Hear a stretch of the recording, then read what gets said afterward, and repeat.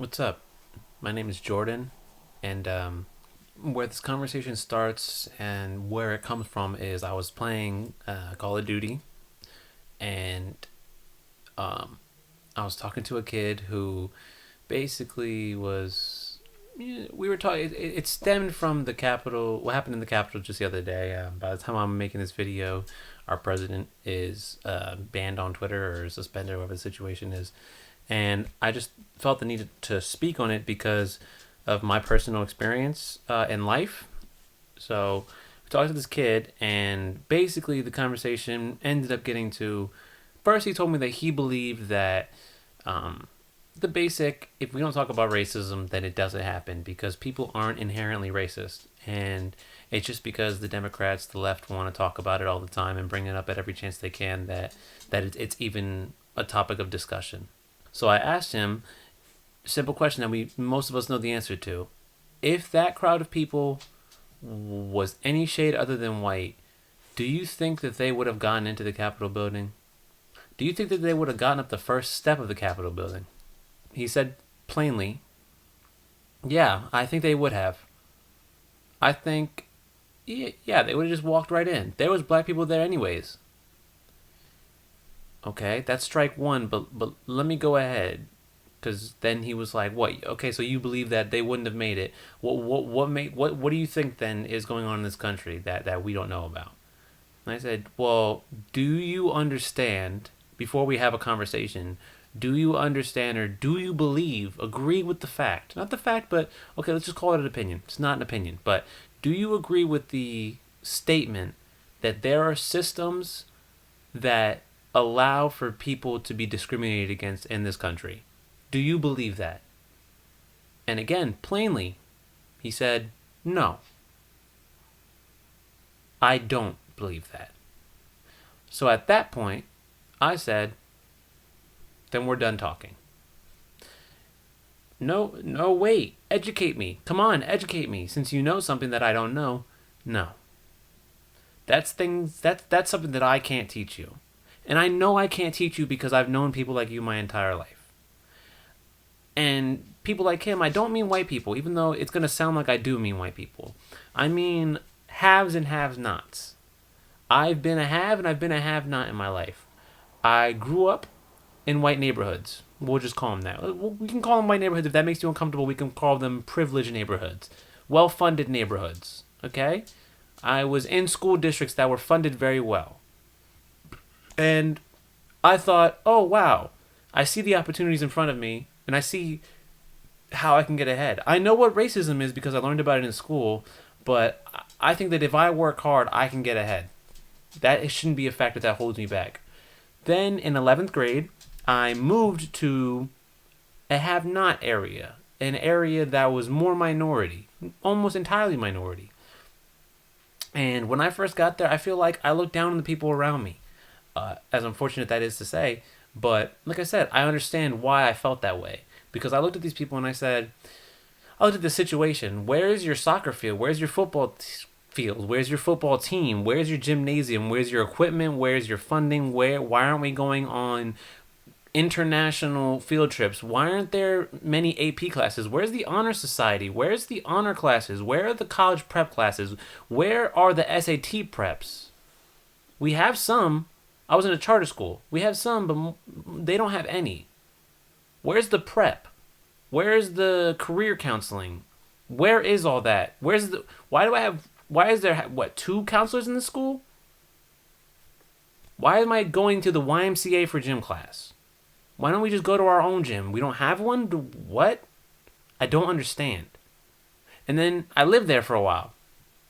And then you just so very clearly, so very quickly figure out, oh, it isn't what I think it is. And it makes me believe, or maybe understand, that my problem was that I was looking at minorities, my own people, through a lens that wasn't real, that was distorted, that was like a circus lens, we'll call it. That's where racism stems from, for me, in my understanding. Like this kid that I was playing with online, that I was talking to, it stems from ignorance. The basic idea of what ignorance is, that you simply, it's an ugly word to call you ignorant. but you simply don't know what it's like to not be white, to not be, like I said, to not be privileged, to not have the opportunity. That in your mind, you look at everybody who is in a lesser position than you in life. Maybe they have a drug affliction, maybe they've done crimes, they've spent time in jail, whatever the situation is. You look down on them and you say, well, that's because they didn't try hard enough in school. Because in your mind, yes, if they lived in your privileged neighborhood and then ended up being in prison or criminals or doing drugs or whatever the situation is, it's because that they took all the opportunities that were surrounding them and pushed them to the side and didn't care. And the neighborhood that I went to, for anybody that I know that's from there who ends up watching this, was not a bad neighborhood. It was just not as well funded. There are worse neighborhoods. We had some AP classes. We had some honor classes. We had some SAT prep. Okay, and we were lucky. It was a charter school, so that was like our shtick. Okay? Other school districts don't have those things, and you don't understand that. Those things that you say, oh, well, why didn't you just join a club? They don't have clubs. We can't do that over here. We don't have extracurricular activities to put on our resumes, to put on our scholastic resumes. We don't have mock trial teams. We don't have academic teams. We don't have field trips. We don't have teams. We don't have equipment. We don't, to get a scholarship is way more difficult for us the have-nots than it is for a have. You have every ability to get all the help you need to get there. And I'm not saying that you don't deserve to have that. I'm saying that everybody deserves to have it, but they don't, and you don't know that. And I know you don't know that because I'm from the neighborhood you're from. And I didn't know that. And when I went to this neighborhood, like I said, I looked down at these people because I said, wait, you guys fail an 8th grade level test? What the heck? How could that happen? You all failed the math section? It's an 8th grade level math section. Wait, you never had a math teacher that taught you well enough? Why? Oh, because they're not paid as much. So they don't care as much. So they get whoever wants to take the job because nobody wants that job at this school that pays them a hardly livable wage. That's what you're telling me? Oh. So you didn't have the chance to succeed that I did, that they do? And like I said, the haves are a certain color more often than not. So, like I said, I don't want this video to be very long, but the gist of what I'm saying is what I learned and what privileged people need to learn is that you going online and you talking to one person in a line at a Starbucks or a Walmart and saying, educate me. Okay, if I'm so ignorant and I have privileges that I can't see, educate me on what it is. It doesn't work like that. You will never believe what I'm telling you. Like I said, if you don't know the basis of the topic that you want to talk about, that you want me to educate you on, then there's no point in us talking. And that's why I don't talk to that kid. That's why I don't talk to anybody. I don't educate anybody. Those are they're basic questions I ask you. Are me and you equal in this country? Do me and you have equal opportunity in this country? Yes or no? Yes? Then we're done talking. Because you're not understanding a fundamental difference between you and me. And furthermore, where I want to end this is to everybody who's privileged. Just, like I said, I can't teach it to you. No one person can teach it to you. You need to go out and experience from people who don't look like you and who aren't like you what it is to live in their shoes. Talk to them, spend actual time with them. Don't stop saying that you're not part of the problem because you have Hispanic friends. Jordan, my name's Jordan, like I said. I like Jordan. Jordan's a Puerto Rican. He's Puerto Rican. He's fully 100% Hispanic. I like him. Listen to how I'm speaking. You like me because I speak the way that you speak. Because I speak properly. I don't use slang. That I talk to you in a tone that sounds familiar to you. If you talk to me on the phone, you don't know what color my skin is. When you look at me on a piece of paper, you Jordan Laguna. I'm not sure. You don't know. And then when you see me, you're like, oh, that's Jordan. That's why you're comfortable around me. Because you had a mental image that wasn't true. Stop being scared to talk to Jose Gonzalez. Stop being scared to talk to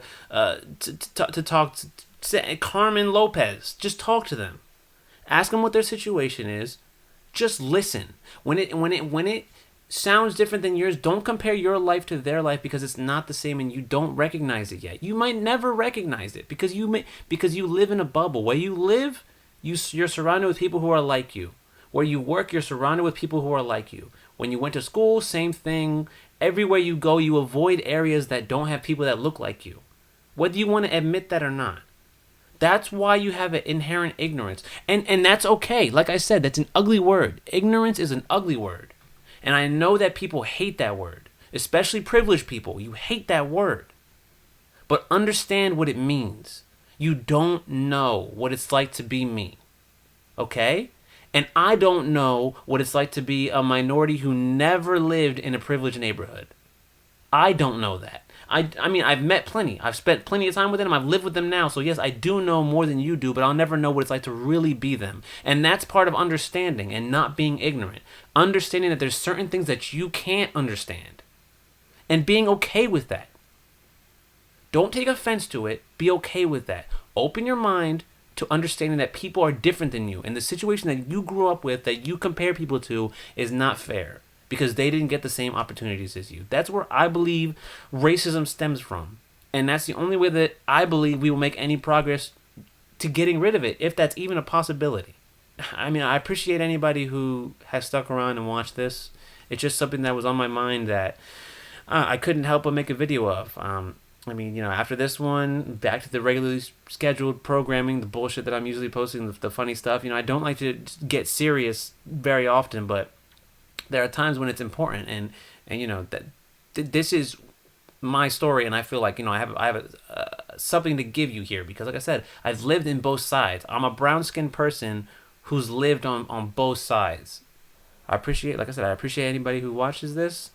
Comment. I mean, I'll be down there. I appreciate you. Catch you in the next one. Peace.